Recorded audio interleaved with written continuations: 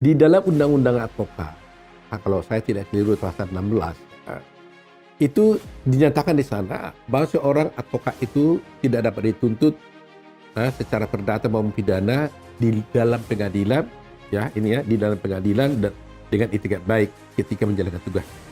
Di pasal ini hanya terbatas di pengadilan dia tidak bisa dituntut baik perdata maupun pidana. Tidak termasuk di luar pengadilan.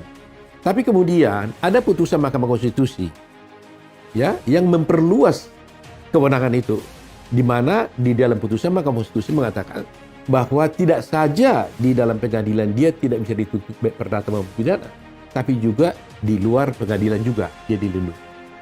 Nah, ini juga diatur juga di dalam undang-undang tentang bantuan hukum cuma-cuma. Di sana juga dikatakan bahwa advokat itu tidak bisa dituntut baik perdata maupun pidana ketika menjalankan tugasnya di dalam maupun di luar pengadilan. Itu landasan hukum seorang advokat. Tapi saya katakan tadi itu kan harus dengan itikat baik. Nah, jadi selalu yang menjadi soal adalah apakah seseorang itu di dalam menjalankan tugasnya itu betul-betul telah beritikat baik atau tidak. Ini yang jadi soal antara penyidik dengan organisasi advokat, ya kan?